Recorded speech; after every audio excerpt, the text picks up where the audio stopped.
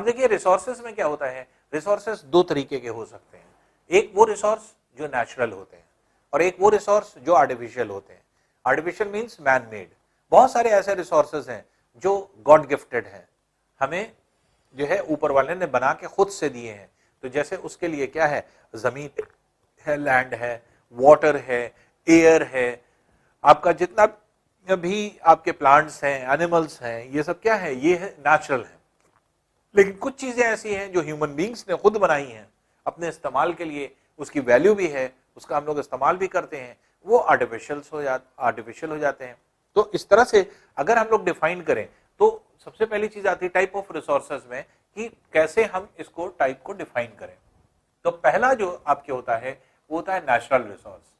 Natural resource जैसे हमने आपको कहा जो गॉड गिफ्टेड है, जो हमें गॉड ने दिया है, अल्लाह ने दिया है, अल्लाह ने जो चीजें बनाई हैं वो सब के सब जो है आपके एक तरह से नेचुरल रिसोर्स है, जिसमें क्या हो सकता है, एयर, वाटर, वाटर किसी भी तरह का हो, तालाब हो, फिर आपकी नदी हो, फिर महासागर हो, ओशंस हो, तो कोई भी हो सकता है, पॉन्ड हो सकता है, रिवर हो सकता है, कुछ भी है।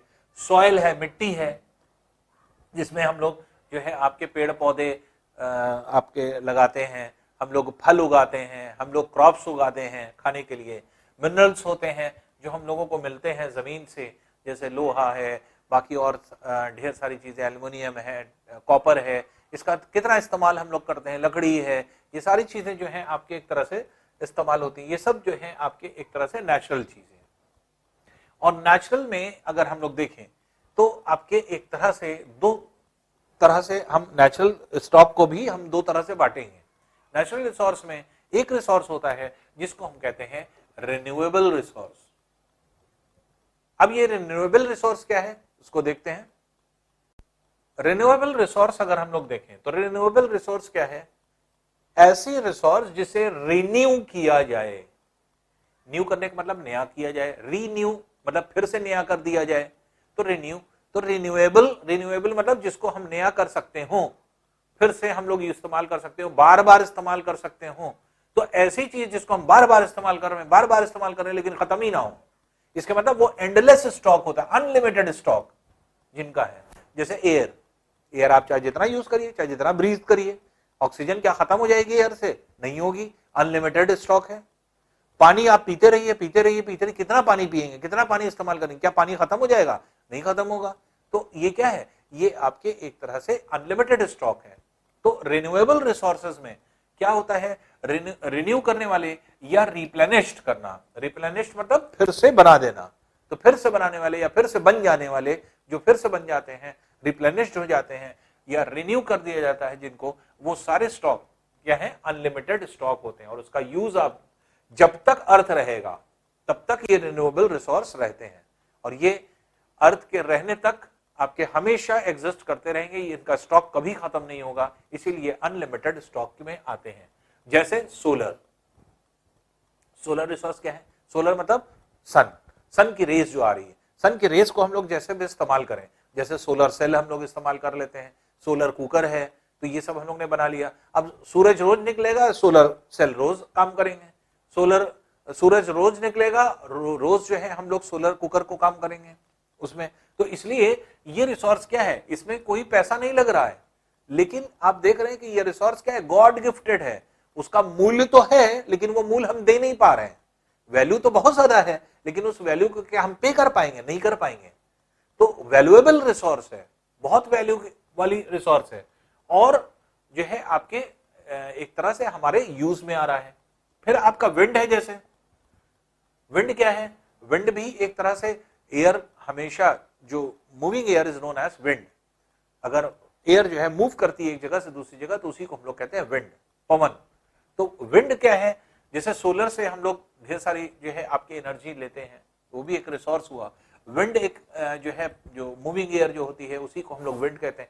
विंड जो है क्या वो खत्म हो जाएगी? कभी कभी नहीं खत्म होगी, हमेशा क्या है आपके इसको रिन्यू किया जा सकता है। तो जितना भी इस्तेमाल हम लोग करेंगे एयर का, फिर से एयर फॉर्म हो जाएगी, क्योंकि ये सब क्या है, ये साइक्लिक वे में है।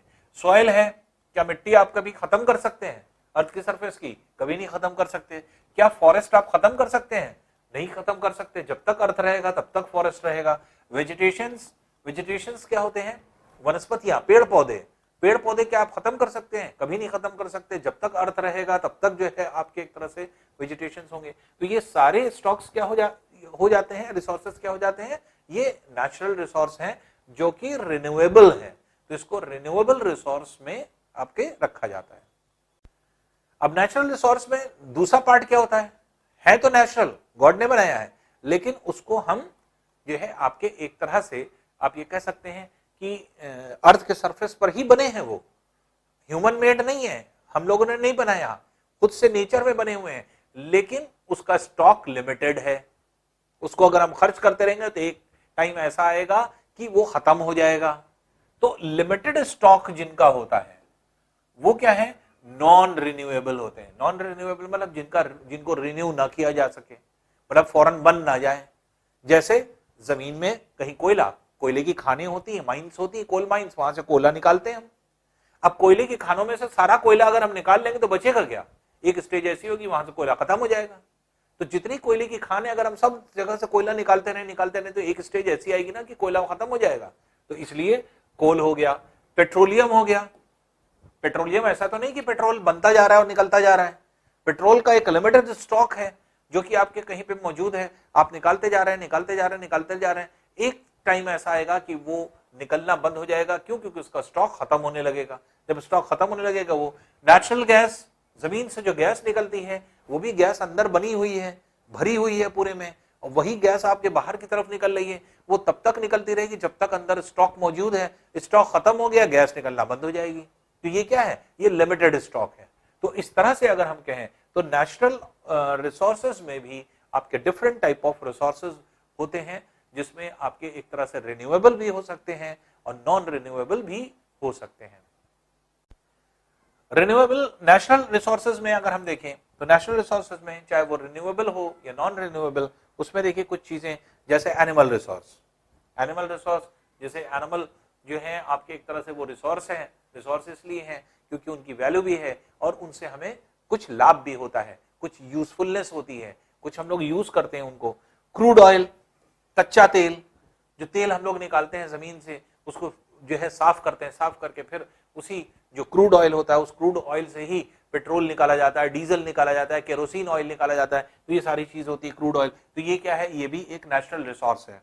फिर इसके बाद फॉरेस्ट रिसोर्स में जितने भी फॉरेस्ट हैं, पेड़ पौधे हैं, तो उसमें एनिमल्स हैं, वो सब क्या है, फॉरेस्ट रिसोर्स में आते हैं। प्रेशियस मेटल्स और मिनरल्स, जितने भी मेटल्स और मिनरल्स हैं उनसे इंडस्ट्रीज डेवलप होती हैं, इंडस्ट्रीज लगती हैं क्योंकि वहां पर उनका इस्तेमाल है, इसलिए जो है आपके प्रेशियस मेटल्स और मिनरल्स जो है आपके इस्तेमाल होते हैं। फिर वाटर रिसोर्सेज में चाहे वो पॉन्ड हो, लेक हो, रिवर हो, ओशंस हो, ये सारे जो आपके जो है रिसोर्सेज है, इन सब का इस्तेमाल है। जैसे आप देखते हैं तालाब में ढेर सारे जो है आपके जो लिविंग थिंग्स होते हैं, जैसे एनिमल्स होती हैं, बर्ड्स होती हैं, इवन ह्यूमन बींग्स होते हैं, कितने काम उनको होते हैं उस पानी से, तो सब पानी पे कितना डिपेंडेंट होते हैं। लैंड रिसोर्स जो होता है जिसमें आप कृषि भी करते हैं, खेती करते हैं, वहां पर जो है प्लांट्स जो है लगाते हैं, वहीं पर आप वेजिटेबल्स लगाते हैं, वहीं पे फ्रूट्स लगाते हैं, आप वहीं पर क्रॉप्स लगाते हैं, और ये जो है आपके इस्तेमाल करते हैं। विंड पावर और सोलर पावर एनर्जी जो अभी हम लोग ने पढ़ा, वो भी आपके इसी जो है रिसोर्स में आती है। और नेचुरल गैस का यूज, ये सब क्या है, नेचुरल रिसोर्सेज में आपके आता है। तो ये सब नेचुरल रिसोर्स है जो गॉड गिफ्टेड है, जो हमें गॉड की तरफ से, अल्लाह की तरफ से मिला है। अब देखिए इस नेचुरल रिसोर्स में अलग अलग जो है आपके परसेंट है इनके यूज का, लेकिन किसका क्या परसेंट है या किस तरह से यूज होता है, कौन सा परसेंट, तो इतना डीपली आपको समझने की जरूरत नहीं।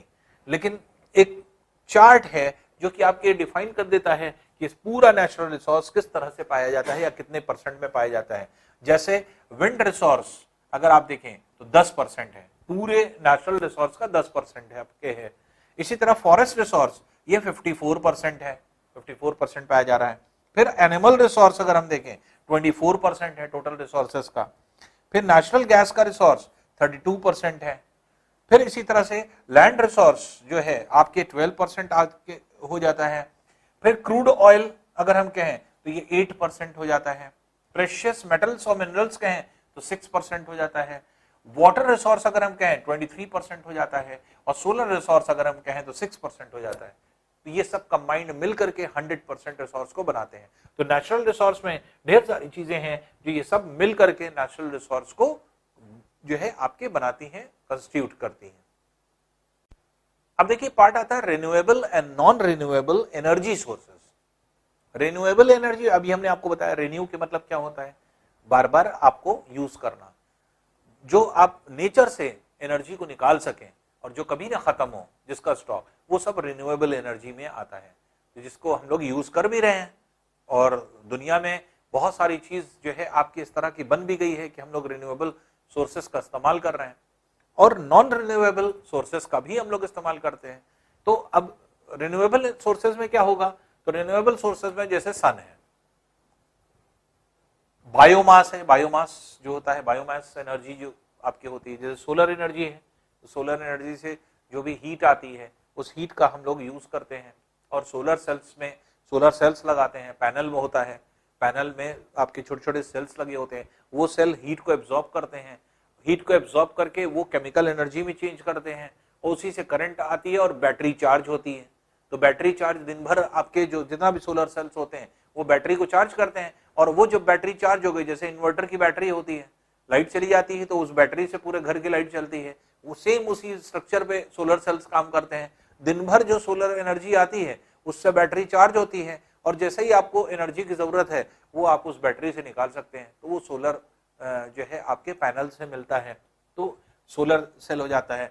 बायोमास से जितने भी पेड़ पौधे हैं इनका जो है इस्तेमाल करके बायोमास एनर्जी, जैसे आप देखते हैं प्लांट होते हैं इसके, जैसे मान लीजिए आपके पत्तियां टूट के गिर जाती हैं, आपके पत्तियां जो है आपके सड़ रही हैं, गल रही हैं, वो सब उठा करके आपने डाला जो है, उसको जला दिया, जलाने से जो बायोगैस निकली, बायोगैस का यूज आप कर रहे हैं।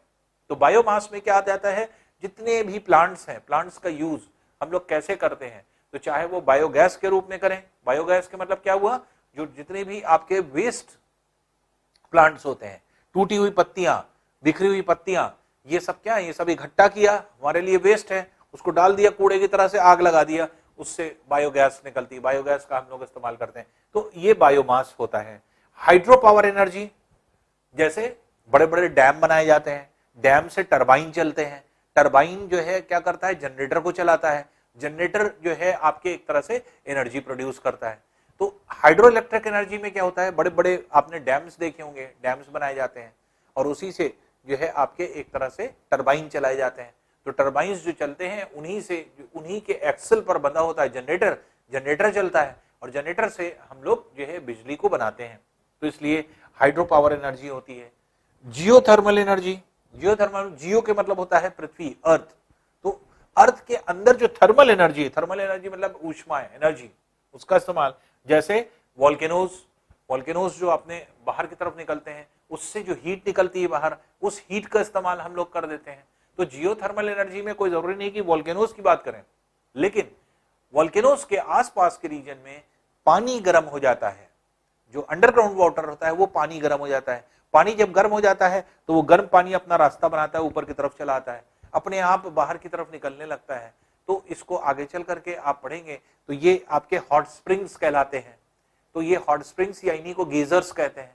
तो गेजर्स या फिर हॉट स्प्रिंग्स जितने होते हैं ये क्या है, गर्म चश्मे जिनको कहा जाता है। तो अक्सर आप गए होंगे जैसे हिल स्टेशन पे घूमने, तो आपने देखा होगा गर्म पानी निकल रहा है, भाप निकल रही है उसमें, तो गर्म पानी के सोर्सेज होते हैं, इस तरह के स्रोत होते हैं, तो वो जो है जियोथर्मल एनर्जी में आते हैं। विंड एनर्जी, जिससे बड़े बड़े पंखे चलते हैं, तो जो आपके विंडमिल्स होती हैं, विंडमिल आपने देखी होगी, तो हवा जब चलती है तो विंडमिल को घुमाती है, और विंडमिल से ही आपके एक तरह से जनरेटर मूव कराया जाता है, और जनरेटर मूव करके एनर्जी जो है बनाई जाती है। तो ये सब क्या है, ये सब रिन्यूएबल एनर्जी में आता है, जहां पर हम एनर्जी को रिन्यू कर सकें। तो हम लोग एनर्जी रिन्यू कर लेते हैं, इसलिए रिन्यूएबल एनर्जी में आपके ये सारी चीज जो है आती है। नॉन रिन्यूएबल एनर्जी में, जिसको हम रिन्यू नहीं कर सकते लेकिन इस्तेमाल करते हैं, जैसे ऑयल, जितना भी तेल हम लोग निकालते हैं उसका इस्तेमाल करते हैं, पेट्रोल है, डीजल है, केरोसिन ऑयल है, ये क्या है, आपके स्टॉक है, इस स्टॉक को हम लोग निकाल रहे हैं, यूज कर रहे हैं, गाड़ियों में यूज कर रहे हैं, इंडस्ट्रीज में यूज कर रहे हैं, घरों में यूज कर रहे हैं, जहां जहां हमें इस्तेमाल करना है वहां वहां यूज कर रहे हैं। तो डिफरेंट तरीके से आपके इसका इस्तेमाल किया जा रहा है। उसी तरह से कोयले का हम लोग इस्तेमाल कर रहे हैं। वो पहले जो है आपके बहुत ज्यादा जो है आपके स्टीम इंजन चलता था। ये आपके जो ट्रेन के इंजन होते हैं तो ये पहले कोयल इंजन होते थे, कोयला डाल करके ही ज्यादातर चलते थे। अब वो ज्यादातर सब क्या हो गए आपके एक तरह से डीजल इंजन में कन्वर्ट हो गए, वो डीजल इंजन में कन्वर्ट हो गए।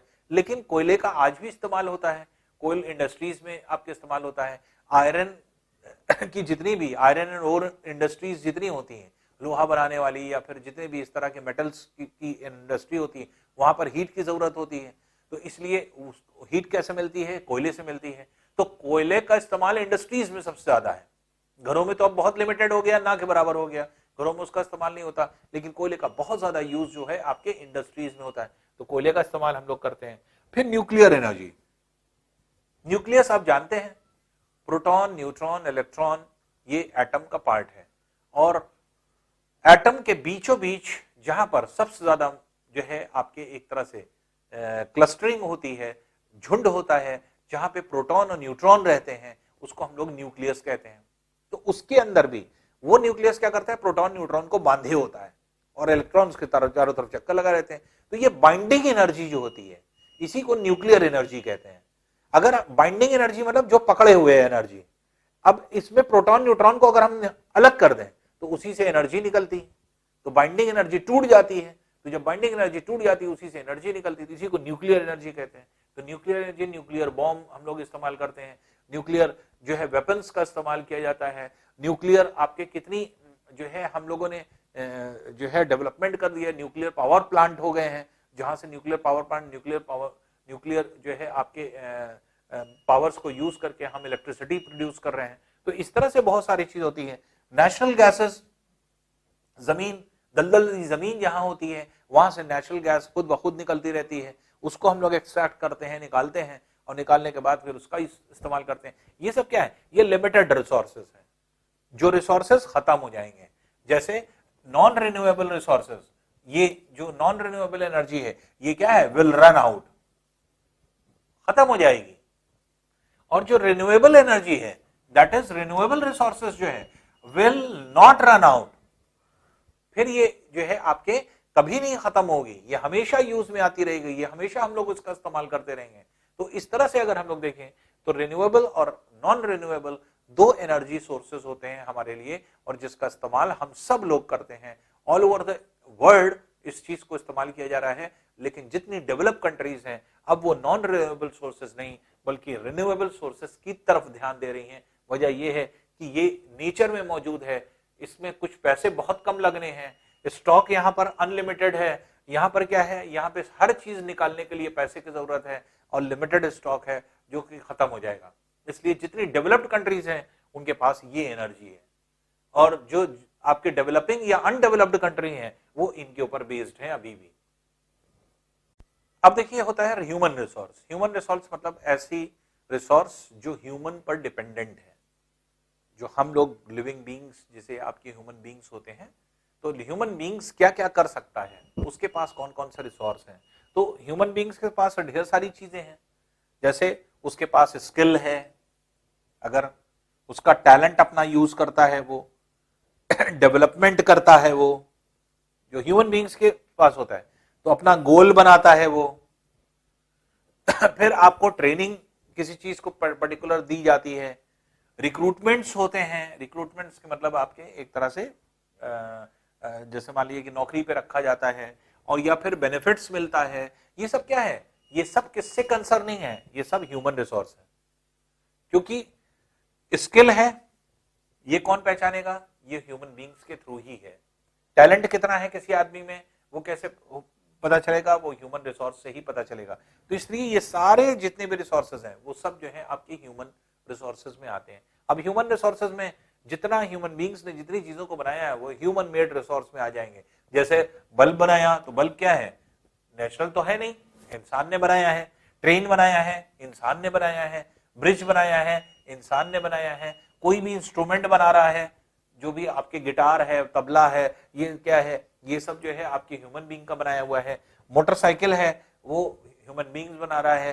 कंप्यूटर है, कपड़ा है, आपके टेलीविजन है, शिप्स हैं बड़ी बड़ी, ये कौन बना रहा है? ये सब ह्यूमन बींग्स बना रहे हैं।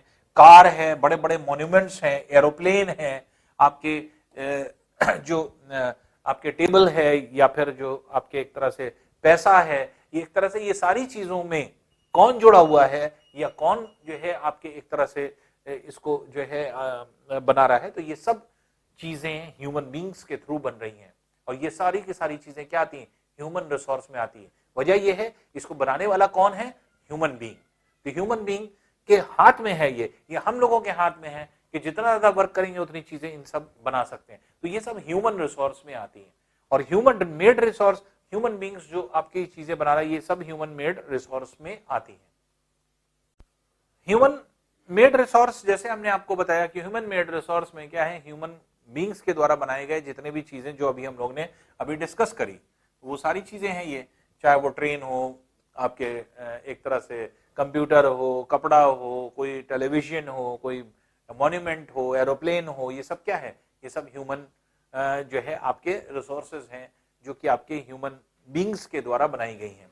तो ह्यूमन मेड रिसोर्सेज ये सब सारी चीजें कहलाएंगी।